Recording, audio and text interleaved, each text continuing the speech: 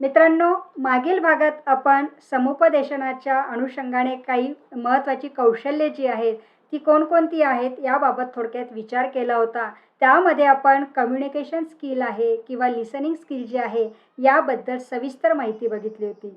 आजच्या भागात आपण एम्पॅथी आणि ऑनेस्टी हे जे काही स्किल आहेत, ते स्किल कशा पद्धतीने स्वतः ॲक्वायर करायचे आहेत, त्याबद्दल सविस्तर माहिती बघूया. समुपदेश म्हणजे कौशल्यामध्ये आपण जे काही 2 स्किलचा आपण जो विचार करणार आहोत, तर ते आहे एम्पॅथी अँड ऑनेस्टी.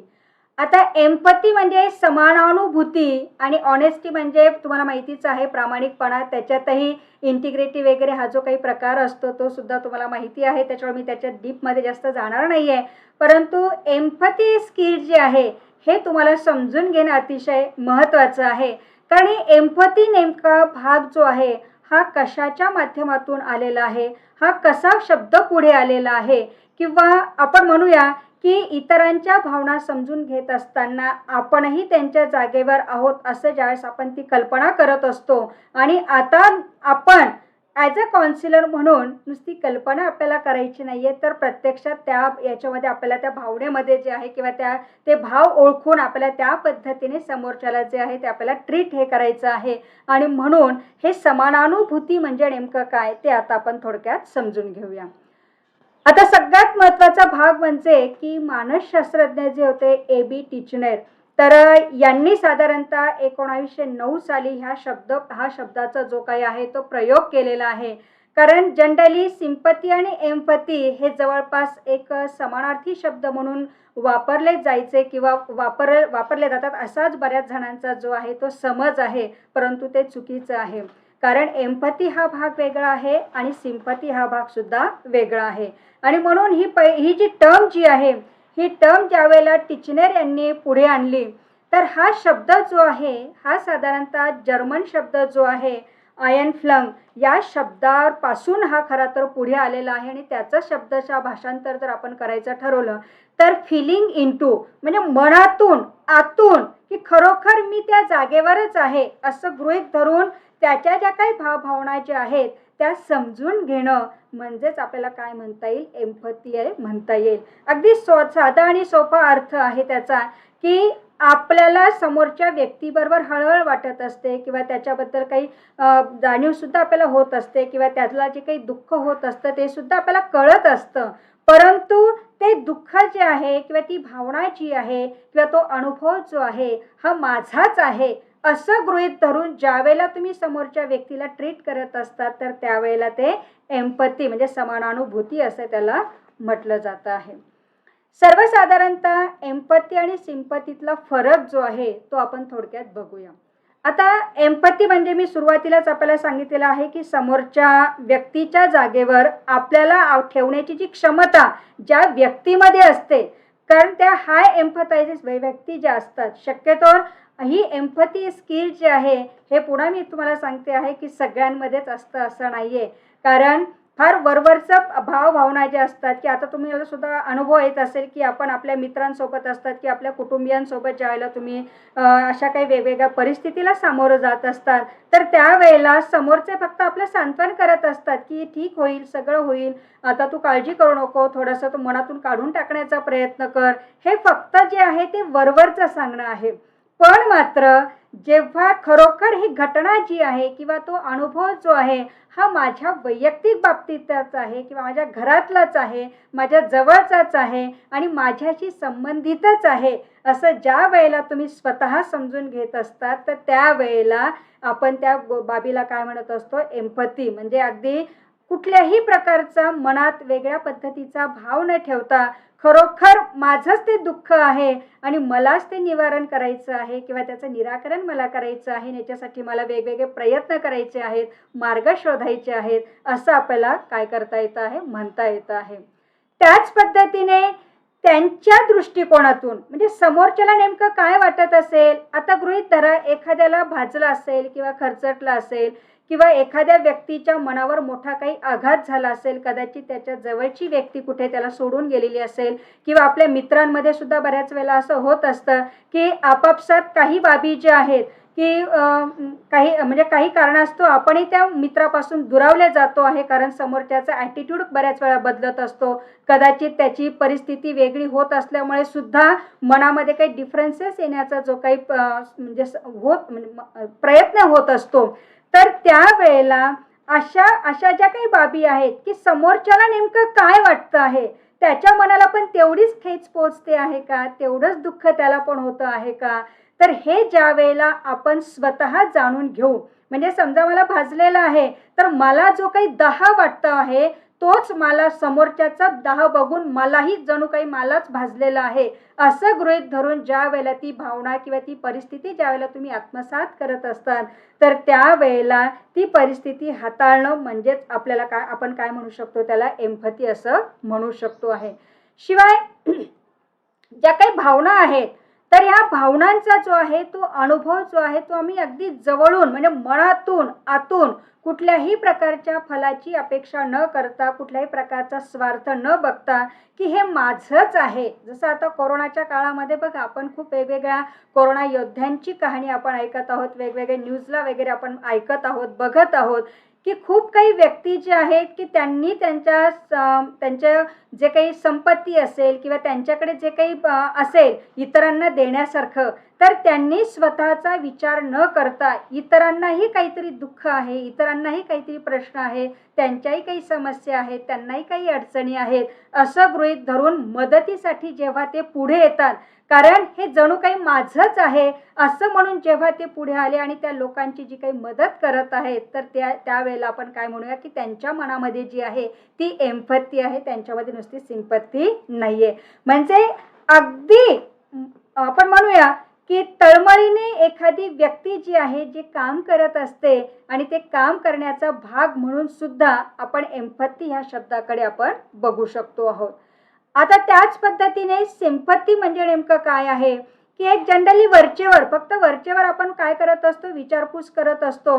आज एखाद्या घरामध्ये एखादी घटना घडलेली असेल तर आपण 1-2 दिवसात ती विसरतो, पण मात्र एम्पॅथीमध्ये तसं होत नाही. सिंपॅथीमध्ये फक्त काय होत असते की आपल्याला एक जाणीव होत असते की समोरच्याला काहीतरी त्रास होतो आहे, काहीतरी त्याच्या भावना दुखावत आहेत किंवा त्याला काहीतरी मनामध्ये त्याचं दडपण आहे. हे फक्त आपण काय करत असतो, वरचेवर जाणून घेत असतो आणि त्यालाच आपण काय म्हणत असतो, सिंपॅथी असं आपण म्हणत असतो. कारण शेवटी ॲज अ काउन्सिलर म्हणून तुम्हाला सिंपॅथीची पण गरज आहे आणि एम्पॅथीची तर जास्तीत जास्त गरज आहे. सिंपॅथी जास्तीत जास्त कुठेपर्यंत की त्या व्यक्तीच्या समस्या ज्या आहेत किंवा त्या व्यक्तीच्या भावना ज्या आहेत त्या समजून घेण्या इतपत तुम्ही सिंपॅथी त्याला दाखवू शकतात.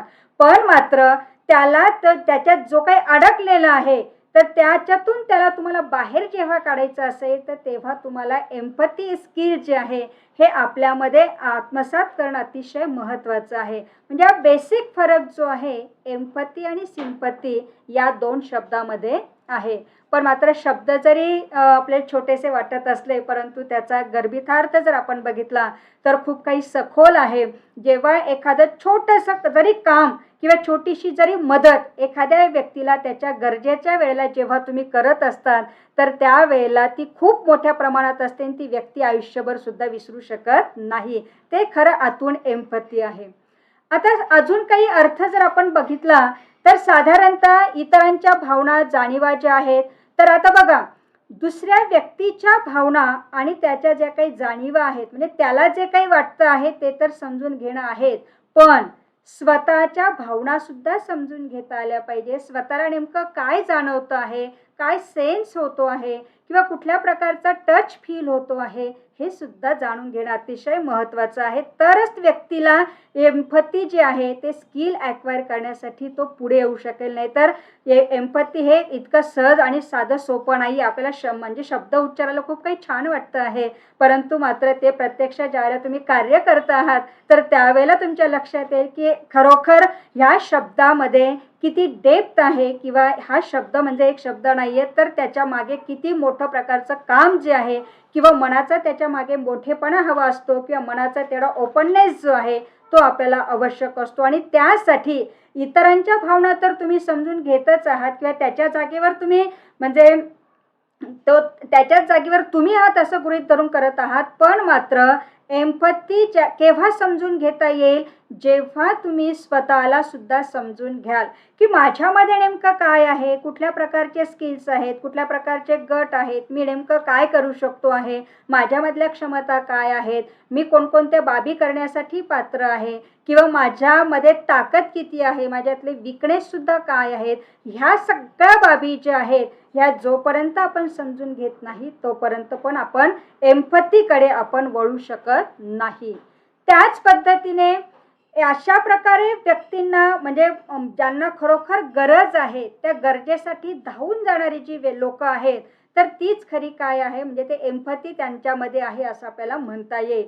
आता तुम्ही मग म्हणाल की वेगवेगळ्या परिस्थितीमुळे मध्ये डॉक्टर लोक वगैरे असतील किंवा अजून जे काही परिस्थितीनुसार आवश्यकता जी काही ज्या लोकांची गरज असते ते लोक तर आपल्याला धावून येतच असतात, परंतु त्याच्या मागे एम्पथी असतेच असं नाहीये, कारण त्याच्या मागे स्वार्थ सुद्धा दडलेला असतो.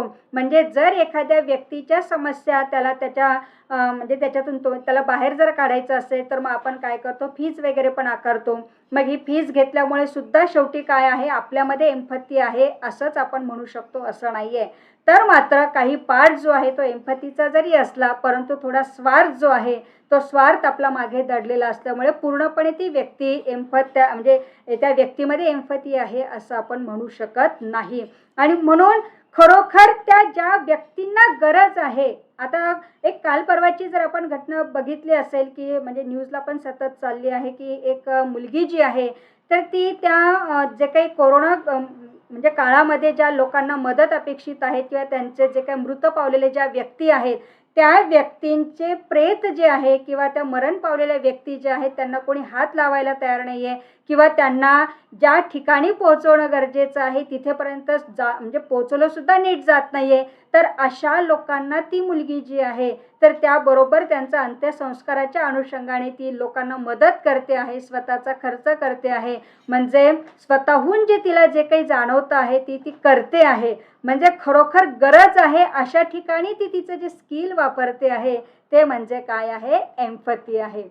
त्याच पद्धतीने एम्पथीचा अजून आपल्याला असा अर्थ समजून घेता येईल की समोरची व्यक्ती जी आहे त्या समोरच्या व्यक्तीची व्यथा काय आहे किंवा तिची नेमकी बाब काय आहे किंवा ती काय तिच्यामध्ये नेमकं दडलेलं आहे किंवा तिला नेमकं काय सांगायचं आहे, आणि ती सांगत असताना तिच्यामधलं तथ्य जे आहे, ती जी काही गोष्ट तुम्हाला सांगते आहे किंवा तिच्या जीवनातली जी काही बाब तुमच्या पुढे सांगते आहे त्यातलं तथ्य किंवा त्याच्या मागची जी काही भावना असेल ती तुम्ही समजून घेऊन योग्य पद्धतीने आकलन करून घेणं म्हणजे सुद्धा काय आहे, एम्पथी आहे. कारण जोपर्यंत तुम्ही त्या व्यक्तीच्या ठिकाणी स्वतःला ठेवून जोपर्यंत तुम्ही इमॅजिनेशन करत नाही तोपर्यंत त्या व्यक्तीच्या भावना कल्पना आपल्याला कुठल्याही प्रकारे कळणार नाहीत. आणि म्हणून आपण ॲज अ काउन्सिलर म्हणून जेव्हाही तुम्हाला ह्या अशा व्यक्ती ज्यावेळेला तुमच्या समोर येतील तर त्या व्यक्तीच्या समोर जात असताना स्वतःमध्ये खूप मोठा पेशन्स असणं गरजेचं आहे, कारण एम्पथीसाठी पेशन्स अतिशय महत्त्वाचं आहे. नाहीतर आपण म्हणाल की 2-3 वेळेला मी गेलो, सगळं समजून सांगितलं परंतु तरी त्या व्यक्तीच्या मनावर कुठल्याही प्रकारचा परिणाम होत नाहीये किंवा ती व्यक्ती त्याच्यातून बाहेर यायलाच तयार नाहीये असं आपण म्हणतो. परंतु तुम्हाला खूप काही मोठा पेशन्स ठेवावा लागणार आहे आणि त्या पेशन्समधून तुम्हाला त्या व्यक्तीला बाहेर आणण्याच्या अनुषंगाने वेगवेगळे प्रयत्न जे आहेत ते करणं अतिशय गरजेचं आहे. शिवाय एम्पथी जी आहे ही एक बोधात्मक प्रक्रिया आहे, भावनात्मक प्रक्रिया आहे आणि शारीरिक सुद्धा प्रक्रिया आहे. आता बोधात्मकच्या म्हणजे कॉग्निशनच्या दृष्टिकोनातून जर आपण विचार केला किंवा भावनिक दृष्टिकोनातून जर आपण विचार केला की निश्चितच आपल्याला अगदी आपण म्हणूया की स्वतःलाच एखादी बाब की ज्या याच्यासाठी स्वतः जो काही मनुष्य संघर्ष करतो आहे, आपण असं गृहीत धरायचं आहे की समोरचा व्यक्ती ज्यासाठी तडफड करत आहे की ज्यासाठी तो प्रयत्न करत आहे तर ते सुद्धा आपणही त्याच अनुषंगाने आपणच जणू काही स्वतः त्याच्यातून बाहेर येण्याच्यासाठी आपण जे काही प्रयत्न करतो आहे, जे काही कष्ट आपल्याला घ्यावे लागत आहेत, जे काही एनर्जी आपल्याला द्यावी लागते आहे किंवा जे काही मोटिवेशन आपल्याला लागणार आहे तर ही एक काय आहे, प्रक्रिया आहे आणि ही न थांबणारी आहे. असं म्हणून चालणार नाही आहे की एखादा क्लायंट आला, त्या क्लायंटच्या अनुषंगाने तुम्ही सगळे काही प्रयत्न केले, एम्पॅथीच्या अनुषंगाने तुम्ही सगळं काही त्याला देण्याचा प्रयत्न केलेला आहे किंवा ते सगळं जाणून घेऊन तुम्ही त्याला त्याच्यातून बाहेर पण आणलेलं आहे, म्हणजे इथे थांबलं असं नाही आहे. तर ही प्रक्रिया आहे आणि कायमस्वरूपी चालणारी जी काही आहे ती प्रक्रिया आहे. त्याच्यामुळे याच्यामध्ये एक कुठेही प्रकारचं असं आपण म्हणूया की स्टॉप नाही आहे. ही कंटिन्युअस प्रोसेस जी आहे ती चालूच राहणार आहे. फक्त परिस्थितीनुसार आपल्याला थोडासा बदल जो आहे तो मात्र आपल्यामध्ये करणं अतिशय गरजेचं आहे. कदाचित मागचा अनुभव तुमचा वेगळा असेल, त्या अनुभवातून तुम्ही काही शिकला आहात आणि आता मात्र तुम्हाला काहीतरी वेगळं करायचं आहे किंवा त्याच्यातून तुम्हाला काहीतरी वेगळा मार्गसुद्धा सापडलेला असेल आणि म्हणून याच्यामध्ये फक्त ह्या एम्पॅथी हे स्किल जे आहे स्वतःमध्ये डेव्हलप करण्याच्या अनुषंगाने फक्त मात्र आपण काय करू शकतात, वेगवेगळे प्रयत्न हे करू शकता आहात. आता एम्पॅथी म्हणजे नेमकं काय नाहीये की समोरच्याला मदत करणं आहे किंवा त्याला आधार देणं आहे किंवा तो जे काही म्हणतो आहे त्याला तुम्ही सहमती देणं म्हणजे एम्पॅथी नाहीये. कदाचित तो चुकीचीही माहिती तुमच्यापर्यंत प्रोव्हाइड करू शकत असेल किंवा त्याच्याकडे तुम्हाला अट्रॅक्ट करण्याच्या अनुषंगाने पण तो माहिती देण्याचा प्रयत्न करत असेल किंवा फक्त तुमचं लक्ष त्याच्याचकडे वेधण्याच्या अनुषंगाने सुद्धा तो प्रयत्न करत असेल. म्हणजे तो व्यक्ती जो आहे तो आपल्याला अट्रॅक्ट करण्याच्या अनुषंगाने वेगवेगळे प्रयत्न हा करतच असतो. परंतु तरीही सुद्धा आपण समोरच्याला तो जे काही म्हणतो त्या पद्धतीने होकारात्मकच द्यायचं किंवा नकार पण दर्शवायचा नाहीये. कारण जोपर्यंत तुम्हाला ती बाब स्पष्ट होत नाही तोपर्यंत तुम्ही म्हणजे ती नकारात्मक आहे असं गृहीत धरू शकत नाही. सुरुवातीला आपल्याला सगळ्या गोष्टी ज्या आहेत त्या ऐकून घ्यायच्या असतात आणि त्या पद्धतीने तुम्हाला त्या व्यक्तीचं म्हणणं जे आहे ते तुम्हाला ॲग्री करायचं आहे की नाही किंवा त्याला मदत करायची आहे की नाही हे आपल्याला काय करायचं आहे, लक्षात घ्यायचं आहे. म्हणून एम्पॅथी याचा अर्थ समोरच्याला मदत करायचं आणि आपण तो जे काही म्हणत असेल त्या पद्धतीने आपण हो लावायचं असं मात्र बिलकुल नाहीये.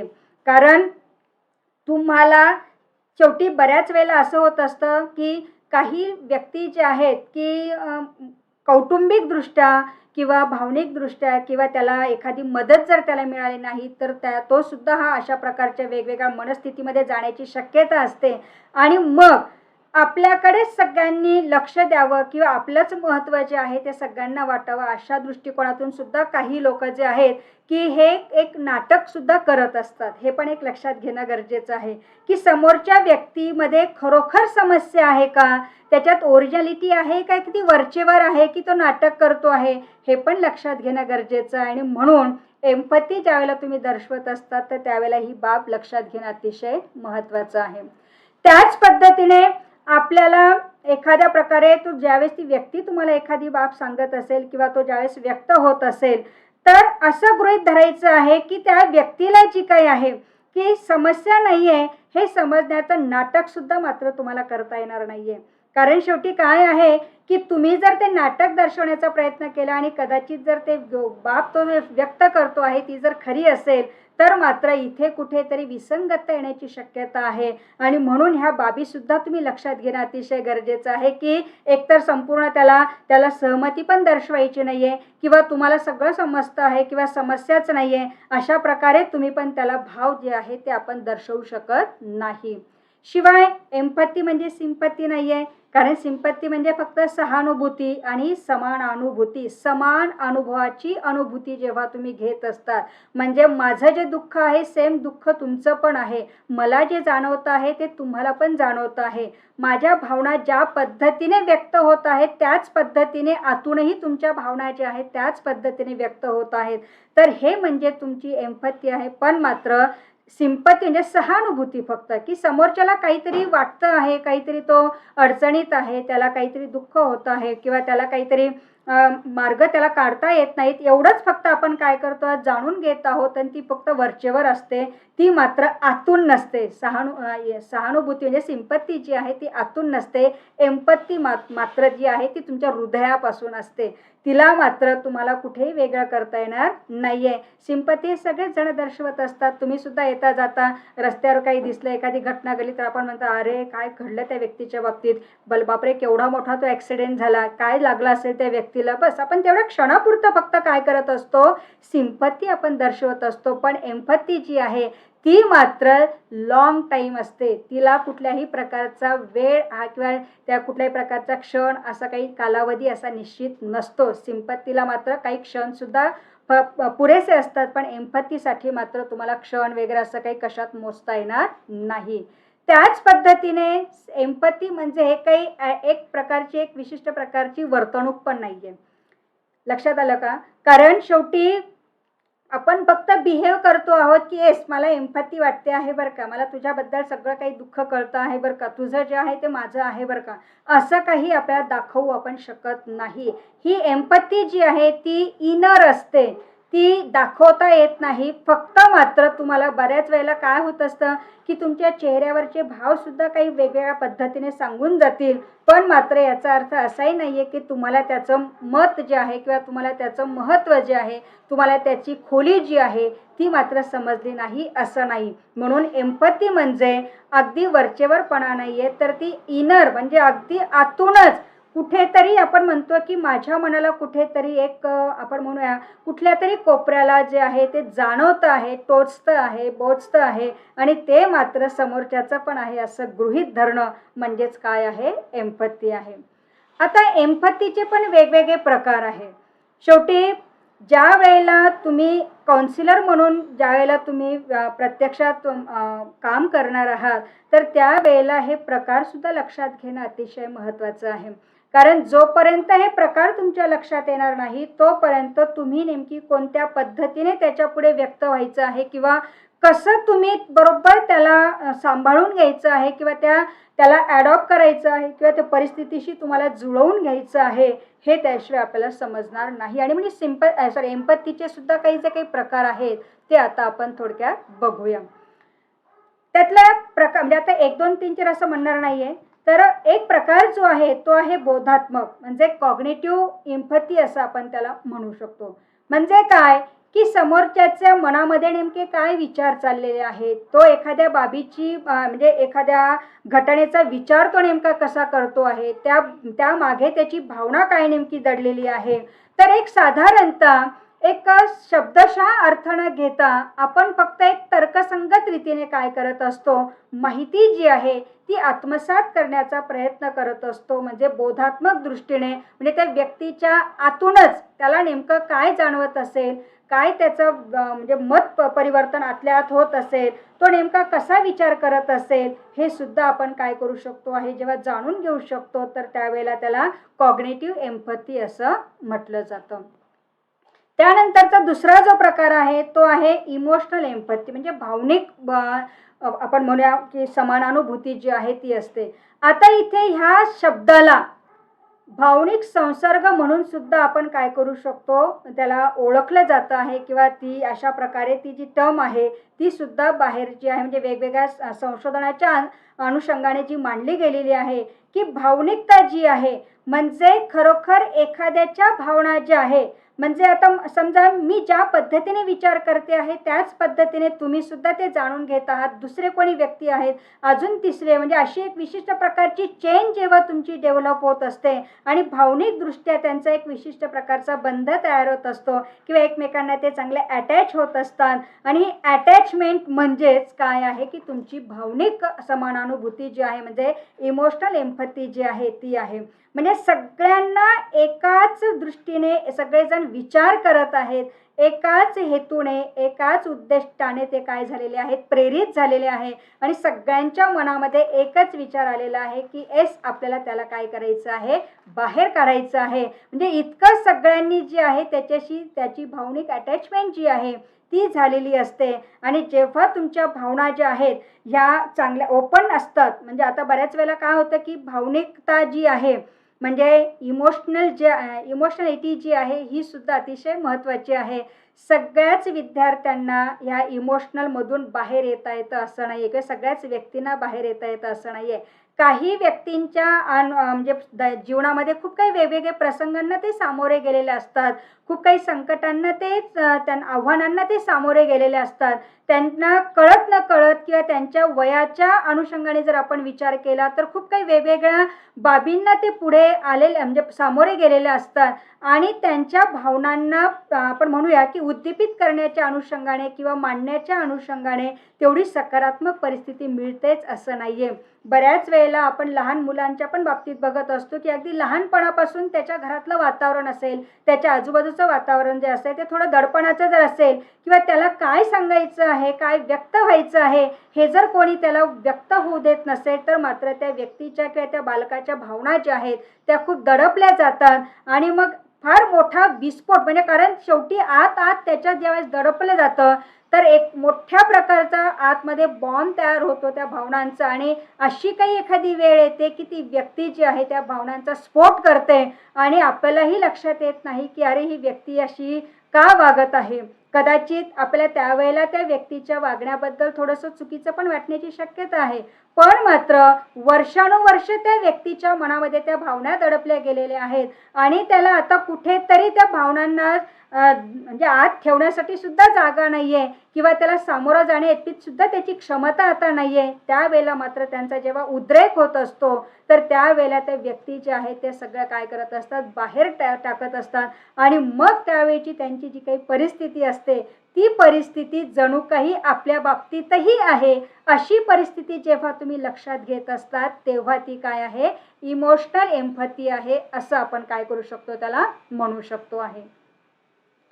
पुढचा जो प्रकार आहे तो आहे कंपॅशनेट एम्पॅथी म्हणजे दयाळूपणा आपण म्हणू शकतो की समोरच्याला मदत करण्याच्या अनुषंगाने आपण अगदी लगेच आपल्याला म्हणतो ना समोरच्या बद्दल एखाद्याला लगेचच असं दया येते की अरे ही व्यक्ती उघड्यावर बसलेली आहे, बाहेर ऊन आहे, वारा सुरू आहे किंवा पावसात ती व्यक्ती भिजते आहे किंवा एखादा प्राणी सुद्धा असेल त्या प्राण्याला काही दुखापत झालेली असेल, त्यालाही काही लागलं असेल, एखादा पक्षी असेल आपण पटकन आपल्याला जर शक्य असेल तर आपण त्याला उचलून सुद्धा घेतो, त्याला पाणी वगैरे पाजण्याचा प्रयत्न करत असतो किंवा त्याला काहीतरी खाऊ घालण्याचा आपण प्रयत्न करत असतो. मग तो प्राणी असेल किंवा मानव असेल तर त्या बाबतीमध्ये त्या व्यक्तीला काय तिथे जाणवत असेल, का त्याच्यावर तशी परिस्थिती आली असेल हे आपण स्वतः समजून घेऊन त्याच्या मदतीसाठी तुम्ही काय करत आहात, पुढे धावून जात आहात.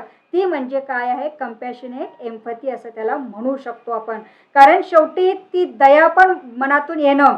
बऱ्याच वेळेला आपण म्हणत असतो की एखादी परिस्थिती बघितल्यानंतर समोरच्या व्यक्तीच्या डोळ्यात अगदी काही क्षणात पाणी येतं, परंतु काही व्यक्तींच्या मनावर त्याचा थोडासा सुद्धा काही म्हणजे अगदी काय म्हणूया त्याला की काहीच त्याच्या चेहऱ्यावर सुद्धा तसे भाव आपल्याला दिसत नाहीये, त्याच्या आतून ती भावना येते आहे असं पण आपल्याला दिसत नाहीये आणि अगदी निर्दयीपणे किंवा कठोरपणे त्या व्यक्ती जे आहेत त्या व्यक्ती ते बाजूला टाकून पुढे जात असतात. म्हणजे आपल्या बाजूला नेमकं काय घडतं आहे हे सुद्धा त्या व्यक्ती काय करू शकत नाहीत, समजून घेऊ शकत नाहीत. कदाचित त्यांची परिस्थिती वेगळी असेल, आपण असं डायरेक्ट त्यांच्याबद्दल म्हणू पण नाही शकत की व्यक्ती कठोर आहे किंवा निर्दयी आहे.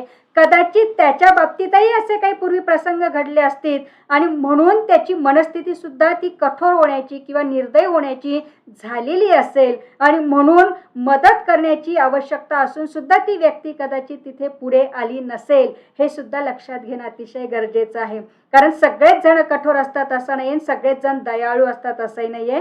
थोड्याफार प्रमाणामध्ये कठोरताही असते, थोडासा दयाशीलपणा सुद्धा प्रत्येकामध्ये असतो. आणि मग आपण बघा तर बाहेर एखादं आपण जेवायला बसलो असेल किंवा एखादा कुत्रा वगैरे आलेला असेल तर आपण पटकन त्याला पोळी सुद्धा देतो किंवा एखादं कोणी मागणारा जर आलेला असेल तर आपण त्याला पटकन काहीतरी आपल्यातलंच देण्याचा प्रयत्न करत असतो. म्हणजे हे जे काही आहे की मला जशी भूक लागलेली आहे तशी त्यालाही लागलेली आहे हे गृहीत धरून आपण त्याच्या मदतीसाठी काय करतात, पुढे येत असतात. मग आपल्याकडे काही अवेलेबल असेल, त्याला त्याची जी गरज आहे ती भागवण्या इतपत जर आपल्याकडे काही असेल तर आपण मात्र ते देण्याचा काय करत असतो, प्रयत्न करत असतो. म्हणून ती एम्पॅथी जी आहे म्हणजे अगदी मनातून ज्यावेळेला तुम्हाला ते व्यक्त जे आहे तुम्ही होत असतात आणि समोरच्याबद्दल काहीतरी तुम्हाला जाणवत आहे आणि ती कृती करण्यासाठी तुम्ही काय करत आहात, पुढे येत असतात. आता या कोरोनाच्या काळामध्ये वेगवेगळ्या स्टोरी ज्या तुम्ही ऐकता आहात तर त्याच्यामध्ये सुद्धा ही कंपॅशनेट एम्पॅथी जी आहे ही खूप काही लोकांमध्ये दिसून आलेली आहे. हे पण आपण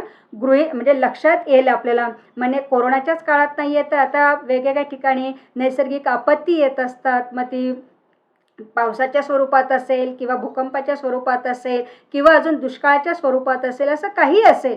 ज्या काही वेगवेगळ्या मानवनिर्मित असतील, नैसर्गिक आपत्ती येत असतील, तर त्या आपत्तीच्या वेळेला सुद्धा अशी काही लोकं जी आहेत ती मदतीसाठी पुढे धावून जातात. मग हा माझा जवळचा आहे की नातेवाईक आहे की मित्र आहे हे कोणी बघत नाहीये. फक्त मला मदत करायची आहे, हीच एक भावना ज्यांच्यामध्ये असते ती म्हणजे कंपॅशनेट एम्पॅथी. त्याच पद्धतीने सोमॅटिक एम्पॅथी पण आहे. म्हणजे काय आहे की एक विशिष्ट प्रकारची म्हणजे भिन्न, म्हणजे आपण त्याला काय म्हणूया की एक वेगळेपणा त्या व्यक्तीमध्ये आहे आणि साधारणतः दुसऱ्याच्या ज्या काही शारीरिक वेदना ज्या असतील त्या म्हणजे जसं काही त्याला एखादं काही गोष्ट टोचत असेल, एखादी त्याला जखम झालेली असेल, ती जखम त्याची ठणकत असेल, तर जणू काही मला सुद्धा त्याच जागेवर जखम झालेली आहे आणि माझं सुद्धा म्हणजे मला सुद्धा ठणकतं आहे किंवा मला सुद्धा कुठेतरी अशी इजा होते आहे, माझ्या सुद्धा अंगाची कुठेतरी आग होते आहे किंवा मला सुद्धा कुठेतरी अशा प्रकारची भावना येते आहे.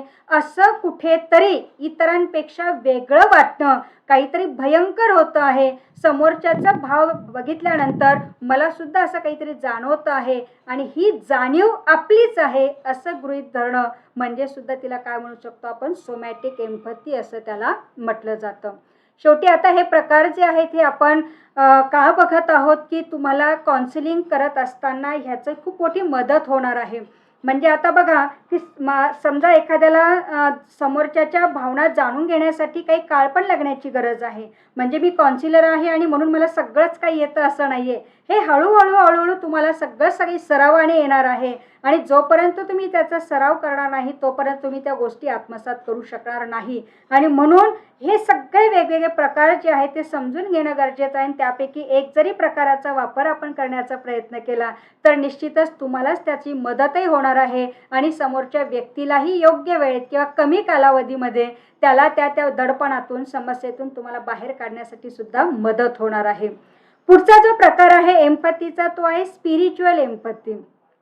म्हणजे इथे कुठेतरी अगदी स्वतःला म्हणजे आपण म्हणूया की अतिउच्च शिखरापर्यंत आपण गेलेलो आहोत आणि सगळ्या काही बाबी ज्या आहेत म्हणजे माझं मन जे आहे, हे मन जे आहे ते आणि आपण म्हणतो अध्यात्म कुठेतरी नातं जोडलेलं आहे, कनेक्शन त्यांचं आहे असं आपण म्हणू शकतो आहे.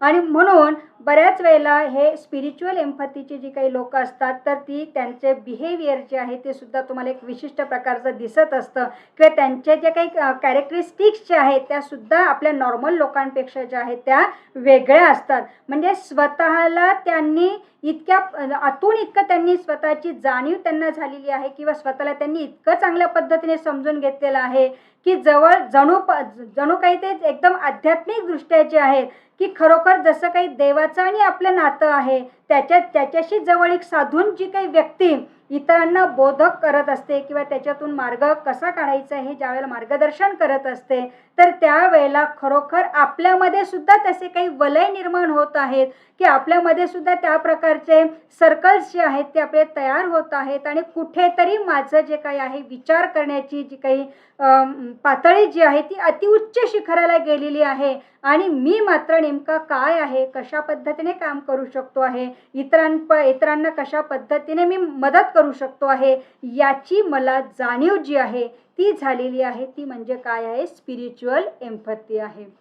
पुढचा प्रकार जो आहे ती अफेक्टिव्ह एम्पॅथी. म्हणजे अगदी परिणामकारकता त्याच्यामधून आपण लक्षात घेऊया की अगदी योग्य पद्धतीनेच व्यक्तीला जेव्हा तुम्ही समजून घेत असतात किंवा समोरच्याच्या भावना किंवा दुःख ज्यावेळेला तुम्ही समजून घेत असतात तर त्याला तसा प्रतिसाद जो काही आहे जेवढ्या इम्पॅक्टफुली तुम्ही देत असतात की जेणेकरून त्या समोरच्या व्यक्तीलाही त्या क्षणापुरतं का होईना की माझी खरोखर आता समस्या संपली असं त्याच्या मनामध्ये भाव ज्यावेळेला निर्माण होत असतो, म्हणजे असा तो काही पॉइंट असतो तो म्हणजे काय आहे, अफेक्टिव्ह एम्पॅथी आहे. म्हणजे खरोखर तुम्ही ज्यावेळेला जसा रिस्पॉन्ड करत असतात किंवा समोरची व्यक्ती तुम्हाला ज्या पद्धतीने प्रतिसाद देत असते त्या प्रतिसाद देण्याची आणि तुमची व्यक्त होण्याची किंवा तुमची प्रतिसाद देण्याची आणि त्या समोरच्याची व्यक्त होण्याची जो काही एक क्षण असतो, जो काही एक पॉइंट असतो, त्या पॉइंटमुळे समोरच्या व्यक्तीचं जीवन बदलण्यासाठी सुद्धा काय होत असते, मदत होत असते. इतका प्रभाव जो आहे त्या एम्पथीचा जो आहे, म्हणजे तुमच्या आतली जी काही जाणीव जी आहे, भावना जी आहे किंवा भाव जो काही आहे किंवा तळमळ जी काही आहे ती मात्र समोरच्यापर्यंत पोचते आहे. ती म्हणजे काय आहे, अफेक्टिव्ह एम्पथी आहे असं आपण त्याला म्हणू शकतो आहोत. आता ज्या वेळेला तुम्हाला म्हणजे एम्पथी जे आहे त्या कशा पद्धतीने आपल्यामध्ये आत्मसात करायचे आहेत त्याचे सुद्धा काही टप्पे आहेत. लगेचच आज मी विचार केला आणि माझ्यामध्ये ते स्किल आहे, प्रत्येकामध्ये आहे, कुठे ना कुठे ते दडपलेलं आहे. फक्त मात्र त्याला बाहेर कसं काढायचं आहे त्याच्यासाठी काही अनुभव यावे लागतात, त्याच्यासाठी काही प्रसंग द्यावे लागतात किंवा त्या सिच्युएशनमध्ये तुम्हाला जावं लागतं आहे किंवा त्या पद्धतीची भावना तुम्हाला अनुभवावी लागते आहे. ही सहजासहजी 1 अन् 2 दिवसामध्ये तुम्हाला एम्पथी तुमच्यामध्ये निर्माण होईल असं नाही आहे. तर ती एम्पथी आपल्यामध्ये कशी कशी येत असते तर त्याचे काही टप्पे जे आहेत ते आता आपण बघूया. आता याच्यामध्ये काय आहे की सगळ्यात महत्त्वाचा भाग जो आहे की जोपर्यंत तुम्ही स्वतःला समजून घेत नाही, स्वतःवरचा विश्वास तुमचा जोपर्यंत ठाम नाहीये तोपर्यंत तुम्ही पुढचं पाऊल उचलू शकत नाहीये. नाहीतर बऱ्याच वेळेला काय होतं, मी हे करू शकेल का, माझ्यामध्ये ती कपॅसिटी आहे का, मग मी हातात तर घेतलेलं आहे, मग माझं सगळं काही व्यवस्थित होईल का, मी कॉन्सिलर म्हणून चांगलं बाहेर माझं नाव कमवू शकेल का, मी सगळ्यांना न्याय देऊ शकेल का, असे जर का 100 प्रश्न जर त्याच्या मनामध्ये असतील तर मात्र ती व्यक्ती योग्य पद्धतीने ते काम करू शकणार नाही. आणि म्हणून कोणतंही काम हातात घेत असताना, मग ते शैक्षणिकच असेल असं नाहीये, इतरही कोणते काम जेव्हा तुम्ही हातात घेत असतात त्यावेळेला मला ते येणारच आहे, मला खात्री आहे की मला ते 100% येईल आणि मला जर आलं नाही तर मी ते शिकून घेण्याचा प्रयत्न करेल, इतरांना त्याची माहिती विचारेल आणि मात्र माझ्यामध्ये ते आत्मसात करण्याचा प्रयत्न करेल. इतकी खात्री जी आहे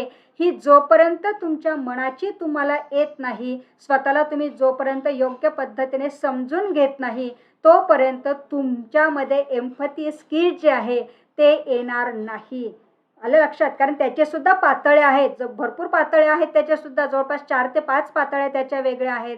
मग त्याच्यात नॉर्मल आहे किंवा मॉडरेट आहे किंवा ॲव्हरेज आपण त्याला म्हणूया किंवा हाय लेवलची पण आहे आणि अगदी अतिउच्च लेव्हलची सुद्धा आहे. अशा वेगवेगळ्या पातळ्या सुद्धा आहेत. पण या पातळ्यांपर्यंत तुम्ही केव्हा पोहोचता? आता सध्या आपल्यामध्ये जर आपण थोडासा विचार केला, या एम्पथी शब्दाचा अर्थ ज्यावेळेला तुम्ही लक्षात घेतला तर आता आपण थोडासा विचार केला तर आपण खूप बेसिक लेवलला आहोत. अजून आपल्याला तसे काही वेगळे अनुभव आलेले नाही आहेत. कारण सगळ्यांच्याच जीवनामध्ये कठीण प्रसंग येतात असं नाही. काही जणांना अगदी काही क्षणात, काही फार कमी कालावधीमध्ये त्यांची वेगळी अचिव्हमेंट होते. मग ते अचिव्हमेंट कसे करायचे त्याच्या बाबीसुद्धा वेगळ्या आहेत. कोणी पैशांच्या माध्यमातून ते अचीव करू शकतोय, कोणी स्वतःचं कॅलिबर वापरून ते अचीव करू शकतो आहे. हे मात्र मार्ग वेगवेगळे आहेत. पण मात्र तुम्हाला ते कशा पद्धतीने अवगत करायचं आहे ह्याही बाबी अतिशय महत्त्वाच्या. आणि म्हणून स्वतःला इथे स्वतःला मी नेमका काय आहे हे अगोदर त्याची खात्री पटवून घेणं अतिशय महत्त्वाचं आहे. कधीही दुसऱ्यावर विसंबून राहायचं नाहीये. मात्र मला नेमकं काय करायचं आहे, मी हे करू शकतो आहे इतकी खात्री तुम्हाला स्वतःची असली तरच तुम्हाला कुठेतरी दुसऱ्याची पण जी काही भावना आहे ती समजून घेण्याची पात्रता तुमच्यामध्ये येणार आहे, तोपर्यंत येणार नाही. त्याच पद्धतीने अंडरस्टँड देम, समोरच्यालाही समजून घ्या. नुसतं स्वतःला समजून घेतलं ती बाब वेगळी आहे, पण आता मात्र समोरच्याचं पण नेमकं काय दुःख आहे, समोरच्याला पण नेमकं काय वाटतं आहे हे सुद्धा समजून घेणं अतिशय गरजेचं आहे. जोपर्यंत एकमेकांना तुम्ही समजून घेत नाही तोपर्यंत कुठल्याही प्रकारचा बॅलन्स आपल्यात येणार नाही आणि चांगले बंध जे आहेत ते निर्माण होणार नाहीत आणि आपण चांगलं सुखी जीवन जे आहे ते जगू सुद्धा शकणार नाहीत किंवा इतरांना सुद्धा आपण आनंद देऊ शकणार नाहीत. म्हणून स्वतःचीही खात्री करा, स्वतःलाही समजून घ्या आणि त्यासोबत समोरची व्यक्ती जी आहे त्याला सुद्धा समजून घ्या. ॲटोमॅटिकली तुमच्यामध्ये एक पक्कं बॉन्डिंग तयार होतं आणि केव्हा तुम्ही एक चांगल्या मार्गग्रस्त होत असतात हे सुद्धा तुमच्या लक्षात येणार नाही आणि समोरच्या व्यक्तीपर्यंत आपण त्याच्या मनातला एक कुठेतरी त्याच्या मनातला एक कोपरा म्हणून आपली जी काही जागा आहे, आपलं जे काही अस्तित्व जे आहे हे अस्तित्व आपण केव्हा निर्माण केले हे सुद्धा तुमच्या लक्षात येणार नाही. आणि याच्यासाठी तुम्हाला एकमेकांना समजून घेणं अतिशय महत्त्वाचं आहे. तर तुम्ही ती एम्पथी म्हणजे समानानुभूती जी आहे ती तुम्ही काय करू शकाल, अनुभवू शकाल किंवा त्या प्रकारचं स्किल तुमच्यामध्ये ॲक्वायर करू शकाल. त्याच पद्धतीने तुमचं कम्युनिकेशन जे आहे, तुम्ही संवाद कशा पद्धतीने साधता आहात, अगदी कम्फर्टेबली कुठल्याही प्रकारचा मनात भाव न ठेवता, कुठल्याही प्रकारचा आपण म्हणूया की विचार न आणता, अगदी ओपनली तुम्ही समोरच्याशी जेव्हा संवाद साधता आहात किंवा आपल्या मनातलं आपण ज्यावेळेला समोरच्याकडे व्यक्त करतो, केव्हा व्यक्त करतो, जेव्हा समोरच्याबद्दल आपल्याला काहीतरी विश्वास असेल.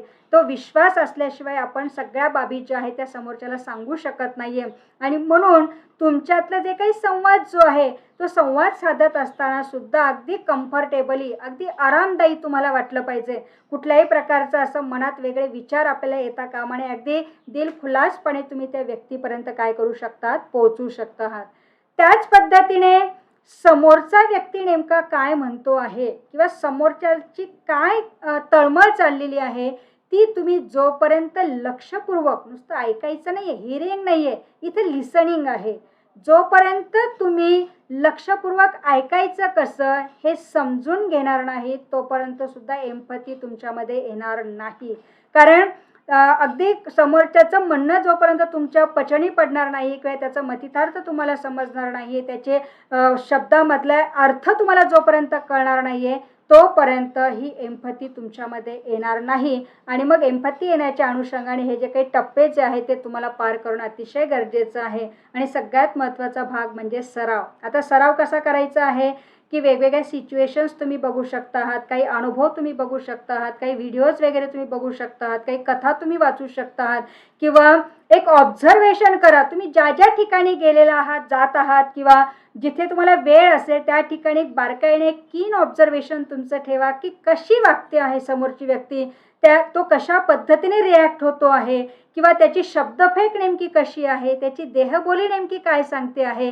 ह्या सगळ्या बाबींचं बारकाईने ऑब्झर्वेशन करणं म्हणजेच तुमचा काय आहे, प्रॅक्टिस करणं आहे. म्हणजे ह्या प्रॅक्टिसमधूनच एम्पॅथीकडे तुम्ही काय करू शकतात, वळू शकतात. आणि काउन्सिलर म्हणून हे अतिशय आपल्याला महत्त्वाचं आहे की ह्या टप्प्याने तुम्ही जा, ॲटोमॅटिकली एम्पॅथी स्किल जे आहे ते आपल्यामध्ये चांगल्या पद्धतीने येईल.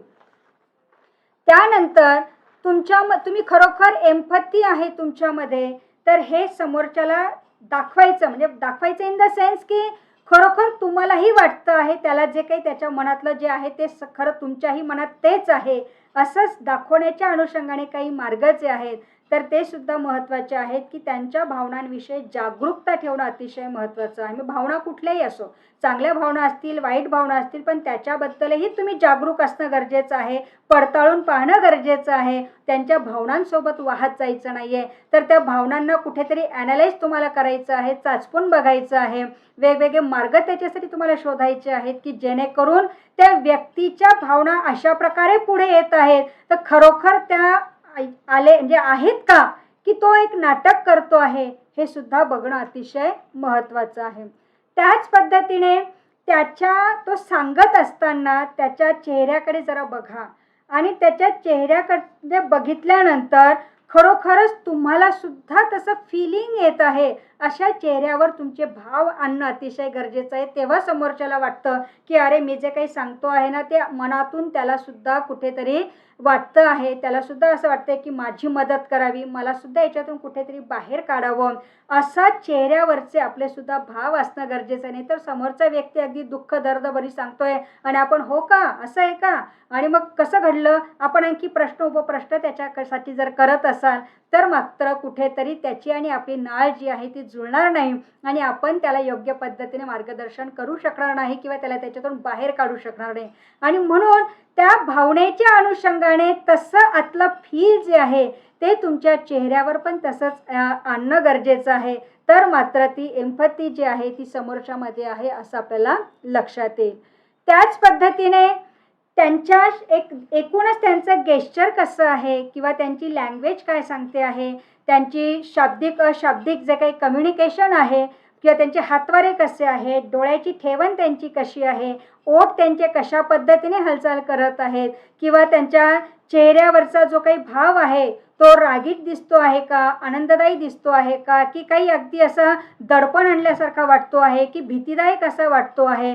तर अशा सगळ्या बाबींचं जे आहे तुम्ही काय करायचं आहे त्याच्याकडे अगदी जातीने लक्ष द्यायचं आहे आणि जोपर्यंत तुम्ही ह्या बाबी यांच्याकडे बारकाईने लक्ष देणार नाही तोपर्यंत आपल्याला सुद्धा एम्पॅथी दाखवण्याच्या अनुषंगाने कुठल्याही प्रकारचा मार्ग जो आहे तो आपल्याला अवलंबवता येणार नाही. आणि म्हणून समोरच्या व्यक्तीचं अगदी बारकाईने तुम्हाला काय करायचं आहे, ऑब्झर्वेशन करायचं आहे, तो नेमकं काय सांगतो आहे. बऱ्याच वेळेला काय होत असतं की त्याचं म्हणण्याचा कदाचित भाग चुकीचा पण असेल, खोटं पण असेल, पण तो मात्र आपल्याला पटवून सांगण्याचा सुद्धा प्रयत्न करण्याची शक्यता आहे. आणि त्यावेळेला त्याचे जे काही भाव आहे, जेव्हा आपण ओरिजिनल असतो की नाही त्यावेळेला आपल्या चेहऱ्यावरचे भाव आणि आपण एखाद्याची चोरी करून जर ते दर्शविलेलं असतं किंवा ते सादर केलेलं असतं त्यावेळेला आपले भाव निश्चितच कुठेतरी जसा फरक पडत असतो. त्याच पद्धतीने या व्यक्तींच्याशी सोबत म्हणजे या व्यक्तींसोबत जेव्हा तुम्ही डील करणार आहात तर त्यावेळेला तुम्हाला या सगळ्या बाबी लक्षात ठेवणं गरजेचं आहे. आणि त्यांचं एकूणच गेस्चरवरनं तुमच्या लक्षात येईल की खरोखर त्या ओरिजिनल आहे की तो काही वेगळ्या पद्धतीने आपल्याला दर्शवण्याचा फक्त प्रयत्न करतो आहे की आपली दिशाभूल करतो आहे, हे सुद्धा तुम्हाला काय करता येईल, लक्षात घेता येईल. त्याच पद्धतीने तुम्ही त्यांच्या मताशी कदाचित सहमतही नसाल, म्हणजे तो जे काही सांगतो आहे ते कदाचित तुम्हाला पटतही नसेल, पण तरी तो क्षण असा असतो की त्यावेळेला तुम्ही त्याला समजून घेत आहात अशी भावना तुमच्या मनामध्ये, तुमच्या चेहऱ्यावर तसं असणं अतिशय गरजेचं आहे. तो सांगत असताना आपण लगेच रिॲक्ट नाही व्हायचंय. हां ठीक आहे, मला माहिती आहे, अशा खूप काही घटना मी पण बघितलेल्या आहेत, अशा खूप काही केसेस मी हँडल केलेल्या आहेत, असं लगेच त्याला प्रत्युत्तर द्यायचं नाहीये. कारण ती त्याची समस्या आहे आणि ती समस्या कदाचित त्याला असं वाटतं की माझ्याच बाबतीत फक्त हे आहे आणि मलाच फक्त माझ्या बाबतीतच फक्त घडली आहे, अशी त्याची भावना झालेली असल्यामुळे तो त्या भावनेने तुमच्या पुढे व्यक्त होत असतो. आणि म्हणून कदाचित त्यांच्या विचाराशी जरी तुम्हाला तुमची सहमती नसली तरी सुद्धा ते तू जे सांगतो आहे ते मी आत्मसात करतो आहे, समजून घेतो आहे आणि त्याचा प्रयत्न तुम्ही करतात असं त्याला दाखवा. आणि मग ज्यावेळेला त्याचं सगळं काही म्हणणं तुमच्यापर्यंत आल्यानंतर मग आपण थोडंसं त्याच्याशी काय करू शकता, प्रश्नोत्तरांच्या माध्यमातून ती बाब जो सांगत होता ती खरोखर तेवढी म्हणजे डेप्थ होती का त्याला, की खरोखर तेवढं त्याचं महत्त्व होतं का, तितकी ती भयंकर बाब होती का, हे ॲटोमॅटिकली प्रश्नोत्तरांच्या माध्यमातून तुम्हाला काय करता येईल, समजून घेता येईल. लगेचच आपल्याला काय होता येते, रिॲक्ट होता येत नाही. आणि जेव्हा तुम्ही हे समजून घ्याल त्यावेळेला तुम्हाला खरोखर तुम्ही त्या एम्पॅथीकडे वळत आहात असं आपल्याला लक्षात येत आहे. आता ज्या वेळेला तुम्ही एम्पॅथी हे स्किल जेव्हा वापरत असतात, म्हणजे समोरच्याचं जेव्हा तुम्ही जाणून घेत असतात त्यावेळेला तुम्ही कोणकोणत्या गोष्टी टाळायच्या आहेत, की लगेचच आपण एक न्यायाधीशाची भूमिका पण नाही घ्यायची आहे की खरोखर तुझं जे म्हणणं आहे ना ते माझं पण आहे, म्हणजे आपलं अगदी एकच आहे. आणि एक विशिष्ट प्रकारचं न्यायदेवतेचं सुद्धा काम आपल्याला तिथे करायचं नाही, त्याला कुठल्याही प्रकारचं जजिंग आपल्याला मात्र करायचं नाही आहे. कारण शेवटी त्याची जी काही जशी जडणघडण झालेली आहे, तो ज्या पार्श्वभूमीतून पुढे आलेला आहे आणि आपण ज्या पार्श्वभूमीतून पुढे आलेले आहेत त्याची निश्चितच सांगडी बसणार नाही आहे. विचार करण्याची प्रक्रिया जी आहे ती निश्चितच दोघांची वेगवेगळी असणार आहे. आणि म्हणून तो जे सांगतो आहे ते मलाही पटतं आहे किंवा त्याचंही जे म्हणणं आहे ते योग्य आहे. आणि म्हणून आपण तिथे कुठल्याही प्रकारचं जजमेंट मात्र तिथे द्यायचं नाही आहे. आपल्याला कुठेतरी काही बाबी ज्या आहेत त्या राखून ठेवाव्या लागणार आहेत. म्हणजे असंही नाही आहे की सगळंच काही आपण त्याच्यापासून लपवायचं आहे, असंही नाही आहे, त्याच्यापर्यंत मांडायचं आहे, पण मात्र अगदीच हे म्हणजे खरंच आहे आणि हे म्हणजे असंच आहे असं ठामपणे आपल्याला काय करता येणार नाही, तिथे सांगता येणार नाही. त्याच पद्धतीने टीका पण करायची नाहीये, लगेच क्रिटिसाइज सुद्धा, म्हणजे त्या ठिकाणी तो जो काही सांगणार आहे किंवा ते जे काही तुमच्या पुढे सादर होणार आहे तो कुठल्याही प्रकारची टीका सुद्धा तुम्ही करायची नाहीये. कारण शेवटी प्रत्येकाची मनामधली मतभिन्नता जी आहे ती वेगळी आहे, प्रत्येकाचा स्वभाव हा वेगळा आहे, समजून घेण्याची प्रत्येकाची कॅपॅसिटी ही वेगळी आहे, अवगत करण्याची भावना जी आहे किंवा पातळी जी आहे ती सुद्धा वेगळी आहे. कारण सगळ्यांना सगळीच पार्श्वभूमी, सगळीच परिस्थिती सारखी असते असं नाही आहे. त्याच्या वाढ आणि विकासामध्ये वेगवेगळ्या टप्प्यांना तो सामोरे जात असतो आणि प्रत्येकाच्या आयुष्यात सारखेच असतात असं नाही आहे. आणि म्हणून आपल्या बाजूने जरी एखादी म्हणजे आपण जरी अगदी कुठल्याही प्रकारचं त्रास न घेता जरी आपण पुढेपर्यंत आलेलो असू, म्हणून समोरची व्यक्तीसुद्धा तशीच आलेली असते असं नाही आहे, तर लगेचच आपण समोरच्या टीकासुद्धा करायची नाही. तर काही बाब जी आहे ती समजून घ्यायची आहे आणि समजून घेतल्यानंतर तुम्हाला तशी वर्तणूक जी आहे ती तुम्हाला दाखवायची आहे. आता ज्यावेळेला ती व्यक्ती तुम्हाला काही सांगत असेल तर तुम्ही लगेचच लेक्चर देत बसायचं नाहीये. म्हणजे मग काय होतं इथे, की मग त्या व्यक्तीच्या सांगण्यामागचा जो काही भाव असतो तो कुठेतरी त्याला म्हणजे कमीपणा वाटतो आहे, किंवा अरे ह्या समोरच्याला नाही कळालं बरं का माझं, खरोखर मी आतून खरं ते दुःख सांगतो आहे किंवा आतून माझं सगळं मांडतो आहे, पण समोरचा तो मला समजून घेत नाहीये. आणि असं कुठेतरी त्याला वाटायला नको म्हणून आपणही लगेच लेक्चर वगैरे देण्याच्या भानगडीत पडायचं नाही. कुठेतरी तुम्हाला वेळ द्यावा लागणार आहे, काही कालावधी त्याच्या कलेने तुम्हाला घ्यावं लागणार आहे. आणि एकदा का तुम्हाला लक्षात आलं की आपण इथे अशा पद्धतीने आता वागणं गरजेचं आहे, कारण अगदी होकारार्थी पण सगळ्या गोष्टी आपण करू शकत नाही, थोड्याशा त्या नकारात्मक दिशेने सुद्धा कशा आहेत हे सुद्धा त्या समोरच्या व्यक्तीला जाणीव निर्माण करून देणं तितकंच गरजेचं आहे. आणि म्हणून एखादी बाब ऐकल्यानंतर लगेचच आपण पण लेक्चर त्याला देत बसायचं नाही, सल्ला पण द्यायचा नाही लगेचच. कारण शेवटी काय आहे की सल्ला आपण आपल्या पद्धतीने देणार आहे, त्याला ते पचेल, त्याला तेवढं पचेल का, किंवा तो ते घेण्याची क्षमता आहे का, हे सुद्धा लक्षात घेणं गरजेचं आहे. म्हणून सल्ला वगैरे कारण सल्ला देणं फार सोपं आहे, हे कर ना, अगदी व्यवस्थित होईल तुझं.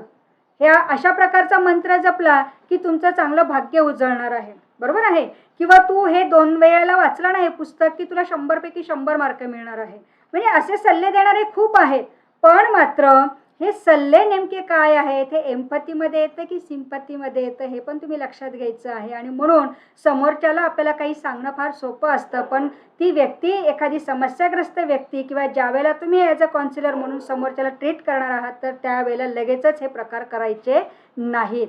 शिवाय तो जे काही सांगत आहे, तो जे काही मांडत आहे, जे काही बोलत आहे त्याला इंटरप्ट पण करायचं नाहीये. हां ओके ठीक आहे, मला सगळं समजलेलं आहे, आता पुढे सांग बरं काय करायचं आहे ते, पुढचं सांग बरं काय आहे ते, असं मध्ये त्याला लगेचच थांबवायचं नाहीये. कुठल्याही प्रकारचा व्यत्यय आपण आणायचा नाहीये. ह्या बाबी जर आपण पाळल्या तर निश्चितच आपल्याला एम्पॅथी हे स्किल जे आहे हे चांगल्या पद्धतीने आपल्याला काय करता येईल, डेव्हलप हे करता येईल. अशा पद्धतीने हा एम्पॅथी जे आहे म्हणजे समानानुभूती जी आहे, की जो काही सारखा अनुभव जो आहे, समोरच्या व्यक्तीचा जो अनुभव आहे तोच आपला आहे, त्याचं जी भावना आहे तीच माझी आहे, ही इतकी अगदी म्हणजे दुसरं मनच नाही, एकच मनाचे सगळे आहेत असं गृहीत धरून त्या व्यक्तीला आपण त्याच्यातून बाहेर काढण्याचं जे काही स्किल आहे ते म्हणजे काय आहे, एम्पॅथी आहे असं आपण याला म्हणू शकतो. इतकी गर्भित अर्थ त्या एम्पॅथीचं आहे. आपण अगदी सहज ते काही बोलून जातो, सहज करून जातो, पण जेव्हा आता तुम्ही प्रॅक्टिस करणार आहात, जेव्हा तुम्ही खरोखर आता त्याचा सराव करणार आहात त्यावेळेला तुमच्या लक्षात येईल की हे आहे तितकं सोपं नाही आहे, तर पण मात्र अवघडही नाही आहे आणि मला हे करता येणार नाही असं पण नाही आहे. हे आपल्याला सगळं काही जमणार आहे, फक्त मात्र याच्यासाठी तुम्हाला वेळ द्यायचा आहे, चांगला योग्य रीतीने त्याचा अभ्यास करायचा आहे आणि स्वतःमध्ये अवगत करण्याच्या अनुषंगाने तुम्हाला तसा प्रयत्नसुद्धा करायचा आहे. आता दुसरं जे स्किल आहे ते आहे ऑनेस्टी. ऑनेस्टी म्हणजे काय, प्रामाणिकपणा. आता ही प्रामाणिकता जी आहे ती जपण्यासाठी खूप काही वेगवेगळ्या बाबी तुम्हाला माहिती आहेत, खूप काही वेगवेगळे प्रयत्न तुम्ही करत असतात, त्यातले मी काहीच मुद्दे फक्त इथे घेणार आहे. सगळ्यात महत्त्वाचा ऑनेस्टी दाखवण्याचा जो भाग आहे तो म्हणजे तुमची जे काही शब्द समोरच्याला देत असतात ते पाळणं फार महत्त्वाचं आहे. शब्दाला जागणं अतिशय महत्त्वाचं आहे. मी खरोखर तुझ्या मदतीसाठी येणार आहे किंवा तुला मी या अशा पद्धतीने मदत करणार आहे किंवा मी तुझ्यासाठी असा प्रयत्न करणार आहे, हे जेव्हा तुम्ही समोरच्याला शब्द देत असता तर ते शब्द पाळणं अतिशय महत्त्वाचं आहे.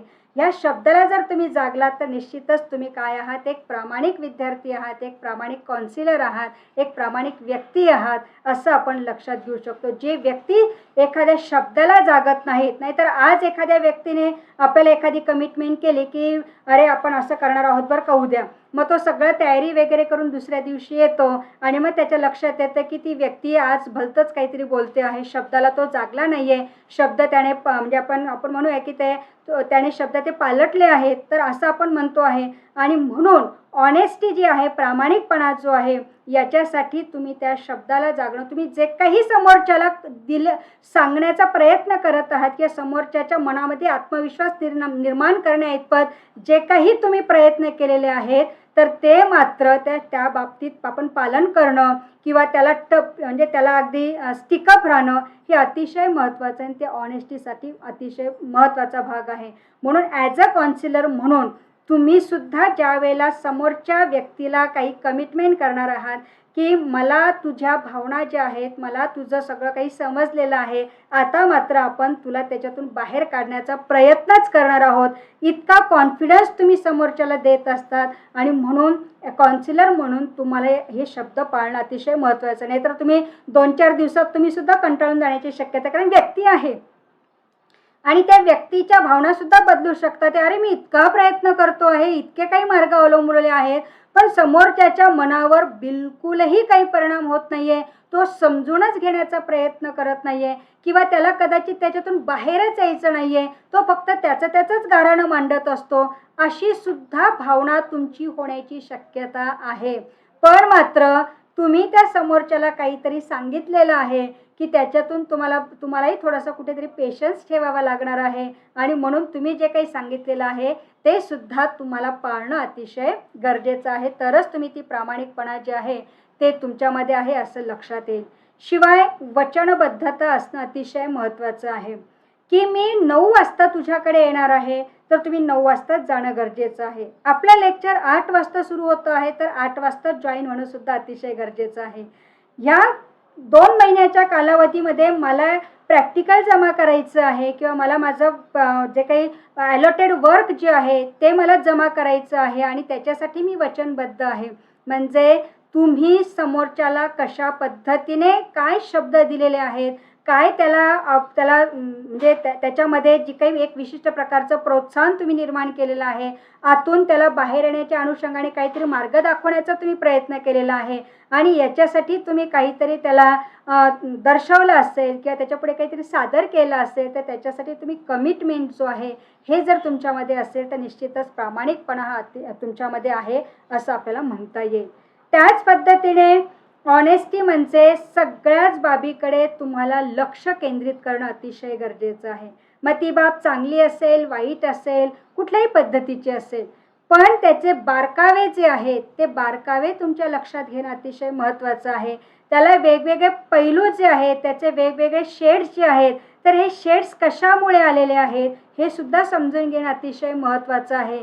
किंवा ही व्यक्ती अशी का घडली असेल, असं तिच्या पुढे असे प्रसंग का आले असतील, ह्या समस्येतून तिला का जावं लागतं आहे, याच्यासाठी काय वेगवेगळी कारणं आहेत, हे सगळ्या बाबींकडे तुम्हाला, मग त्या व्यक्तीकडेच असेल असं नाही आहे, तर त्याचे कुटुंबीय जे आहे त्या कुटुंबियांकडे सुद्धा तुम्हाला त्यांच्याकडे सुद्धा लक्ष केंद्रित करणं गरजेचं आहे. आणि एकूणच तुम्ही जे काही काम करता आहात ते कामावर तुमचं लक्ष केंद्रित असेल तर निश्चितच तुम्ही ते हाती घेतलेलं काम जे आहे ते पुढे नेऊ शकाल आणि तो सुद्धा एक महत्त्वाचा प्रामाणिकपणाच आहे. शिवाय जे काम हाती घेतलेलं आहे त्याला तुम्ही स्टिकअप राहायचं आहे, त्याला थोडं फोकस करायचं आहे. म्हणजे काय की ह्या कामामध्ये अनेक कामं येण्याची शक्यता आहे, म्हणून आपण त्या कामाच्यासाठी इतर कामं हातात घेऊन ते काम करायचं आहे असं नाही आहे. तर जे हातात घेतलेलं आहे, जे टार्गेट तुम्ही ठरवलेलं आहे, ते टार्गेटपर्यंत पोहोचण्याच्या अनुषंगाने तुम्ही तुमच्या वर्कवर फोकस असणं अतिशय गरजेचं आहे.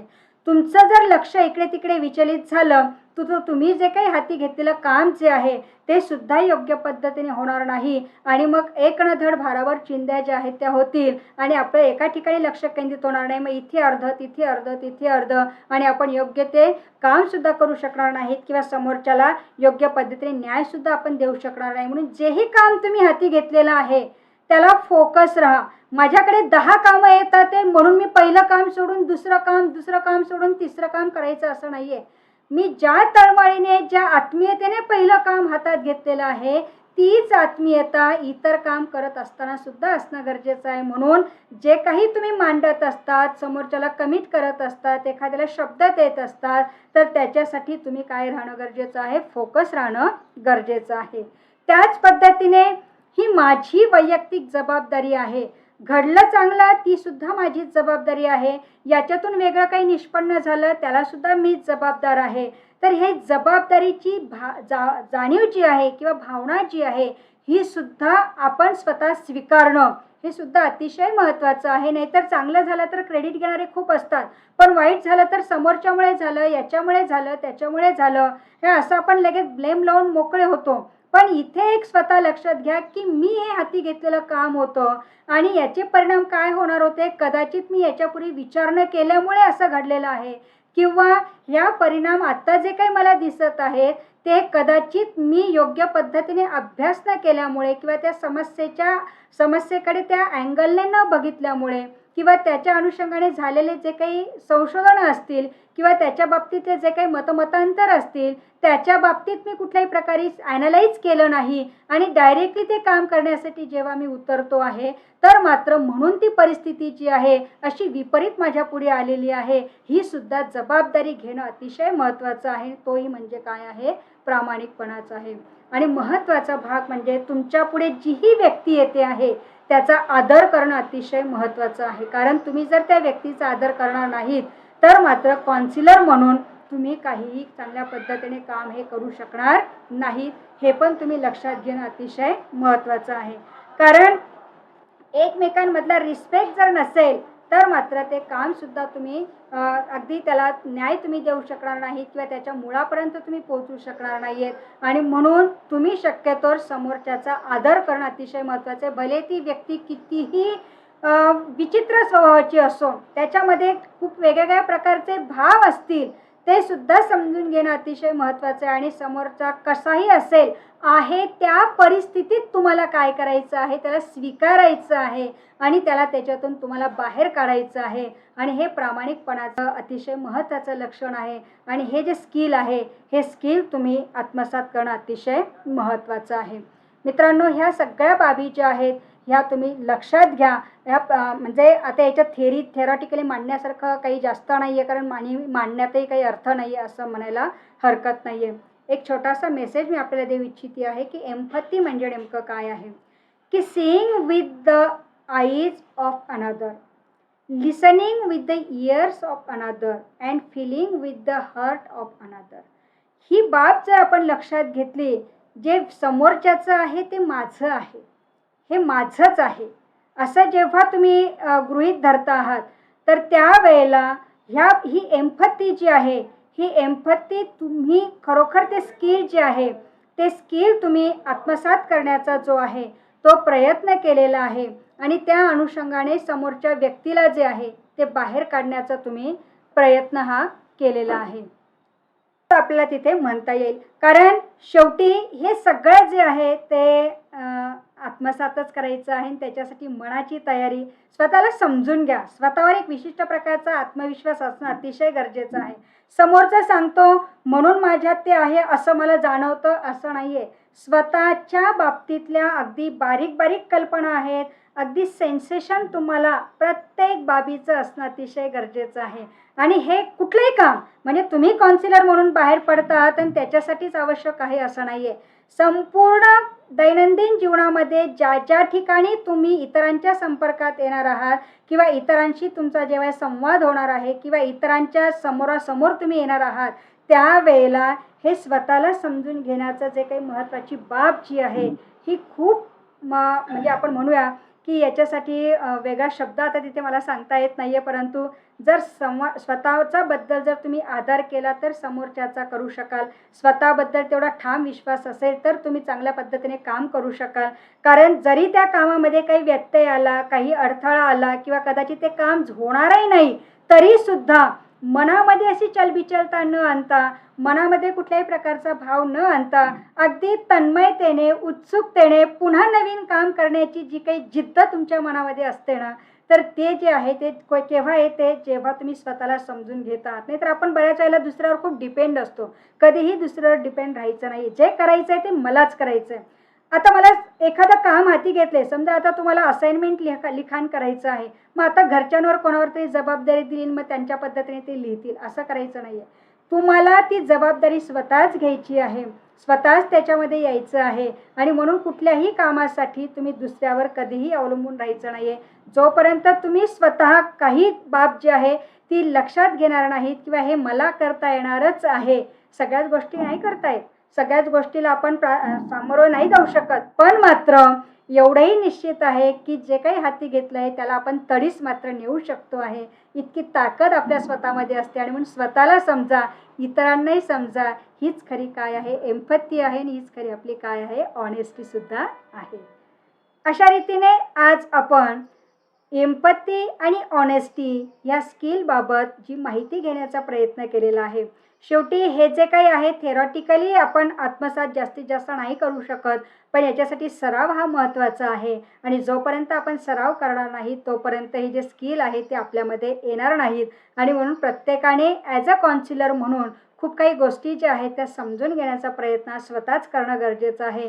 कारण तुम्ही स्वतःला समजून घेतलेला असेल, स्वतःवरचा विश्वास जर असेल तर निश्चितच खूप काही काम तुम्ही करू शकता, स्वतःला पुढे नेऊ शकता आहात. इतका आत्मविश्वास मात्र आपल्या स्वतःमधला निर्माण करू शकतात. इतकी ठाम भूमिका जी आहे ही तुम्ही घेऊ शकतात, पण केव्हा? जर स्वतःचा विश्वास तुमचा असेल तर. पुढील भागात आपण नवीन काही कौशल्यांचा विचार करूया. तोपर्यंत धन्यवाद.